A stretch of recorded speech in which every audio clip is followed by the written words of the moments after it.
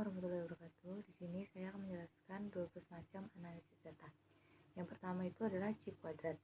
Nah, menurut Sugiono, C kuadrat itu adalah teknik analisis komputasional yang mendasarkan diri pada perbedaan frekuensi data yang sedang diobservasi. Nah, setelah itu suatu ukuran mengenai perbedaan yang terdapat antara frekuensi dan diobservasi dengan frekuensi yang diharapkan disebut dengan C kuadrat atau X2. Nah, contoh dari C kuadrat ini adalah diketahui bahwa peluang nampaknya salah satu permukaan dadu homogen masing-masing 1/6. Jika sebuah dadu dilempar sebanyak 120 kali, frekuensi yang dihasilkan adalah 1 sampai dengan 6. Yang muncul adalah 16, 24, 23, 15, dan 25. Ujilah bahwa dadu tersebut simetris. Nah, itu adalah contoh dari soal C kuadrat. Dan ini adalah penyelesaiannya. Kemudian yang kedua adalah korelasi Spearman rank. Nah, korelasi Spearman rank ini menurut Soeharto adalah digunakan untuk mencari hubungan atau untuk menguji signifikan hipotesis asosiatif bila masing-masing variabel yang dihubungkan berbentuk ordinal. Contohnya, ada 10 orang responden yang diminta untuk mengisi daftar pertanyaan tentang motivasi dan prestasi dalam sebuah kantor. Nah, jumlah responden yang diminta itu ada 50 responden. Kemudian mereka diberikan nomor untuk masing-masing pertanyaan 1 sampai dengan 50. Kemudian nilai diberikan oleh para responden itu diberikan pada contoh berikut, yaitu X untuk motivasi dan Y untuk prestasi. Dan bisa digunakan rumus seperti ini. Kemudian korelasi ganda. Nah, dalam korelasi ganda ini, untuk korelasi yang digunakan untuk melihat hubungan antara 3 atau lebih variabel korelasi ganda. Ada suatu nilai yang memberikan kuatnya pengaruh atau hubungan 2 variabel atau lebih secara bersamaan dengan variabel. Contohnya yaitu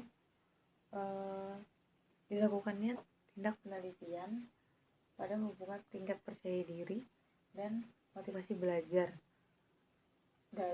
dengan prestasi belajar kelas 10 SMA. Maka dilakukan pengumpulan data dengan 10 responden yang digunakan secara random berdasarkan 10 responden yang diperoleh datanya dengan hasil yang random. Yaitu di sini bisa disebutkan tingkat percaya diri itu adalah X1, kemudian motivasi belajar itu X2, dan yang terakhir prestasi pelajaran itu adalah Y. Kemudian yaitu adalah korelasi produk momen.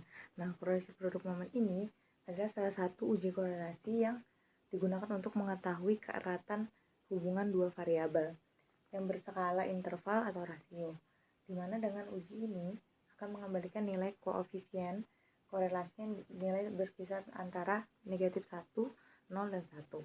Negatif 1 itu artinya terdapat korelasi yang negatif, korelasi negatif yang sempurna. Kemudian untuk yang 0, 0 artinya adalah tidak ada korelasi, dan nilai 1 adalah korelasi positif yang sempurna.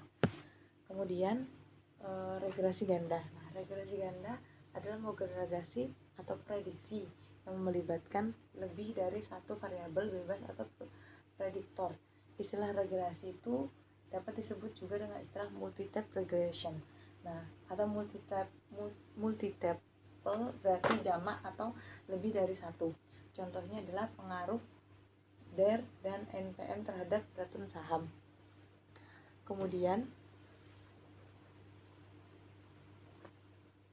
regresi linear sederhana. Nah, regresi linear sederhana ini adalah statistik yang berfungsi untuk menguji jauh mana hubungan sejauh mana hubungan sebab akibat antara variabel faktor penyebab yaitu X dan faktor akibat adalah Y.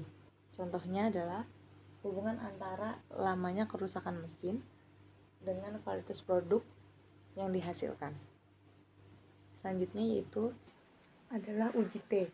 Nah, uji T ini adalah salah satu tes statistik yang dipergunakan untuk menguji kebenaran atau kepalsuan hipotesis nihil yang menyatakan bahwa di antara dua buah main sampel yang diambil secara random dari populasi yang sama tidak terdapat perbedaan yang signifikan. Ini menurut Sugiono.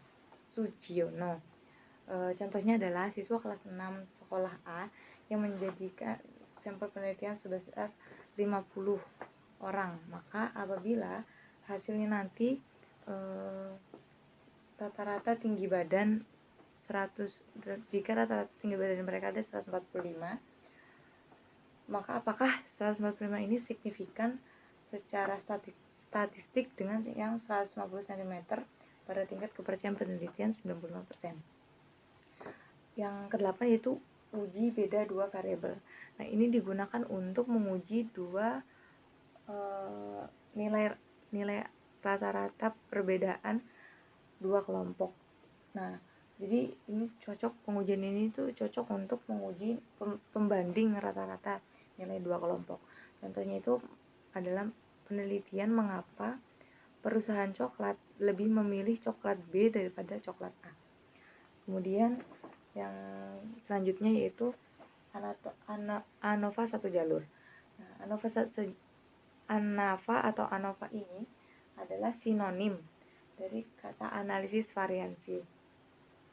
ANOVA merupakan metode analisis statistik yang tergolong analisis komparatif lebih dari dua rata-rata. Itu adalah menurut Ridwan. Contohnya adalah suatu penelitian yang dilakukan untuk mengetahui apakah terdapat pengaruh perbedaan kartu kredit terhadap penggunaannya. Kemudian ada ANOVA dua jalur. ANOVA dua jalur ini memiliki variabel kolom dan variabel baris, yang dimana hanya dapat mempunyai satu atau lebih variabel kolom dan satu atau lebih variabel garis, sehingga dapat diperoleh ANOVA 2 jalur, ANOVA 3 jalur, dan seterusnya. Itu adalah menurut Ari Kunto. Sedangkan menurut Ridwan, ANOVA 2 jalur adalah variasi yang digunakan untuk menguji hipotesis perbandingan lebih dari dua sampel, dan setiap sampel terdiri atas dua jenis atau lebih secara bersama-sama. Contohnya adalah sebuah penelitian untuk mengetahui pengaruh jenis kelamin, daerah tempat tinggal, dan juga jenis pekerjaan orang tua terhadap minat baca anak. Maka pengelompokan variabel dan variasinya itu beragam. Kemudian yang nomor 11 adalah Wilson adalah pengujian non-parametis untuk mengukur signifikasi perbedaan antara dua kelompok. Data perpasangan berskala ordinal atau interval tetapi berdistribusi tidak normal. Contohnya adalah mengukur signifikasi perbedaan nilai ujian siswa sebelum dan sesudah pelajaran. Yang terakhir yaitu adalah Mann-Whitney, ada teknik digunakan untuk mengetes signifikan perbedaan antara dua populasi yang sama dengan menggunakan sampel yang random yang ditarik dengan populasi yang sama. Tes ini berguna untuk alternatif pengujian uji T bila mana persyaratan parametriknya tidak terpenuhi dan bila datanya berskala ordinal. Contohnya adalah apakah ada perbedaan antara denyut nadi pria dan denyut nadi wanita. Sekian penjelasan 12 analisis data dari saya. Mungkin ini belum jauh dari kata sempurna, jadi mohon maaf bila banyak salah dan mohon dibenarkan. Sekian, assalamualaikum warahmatullahi wabarakatuh.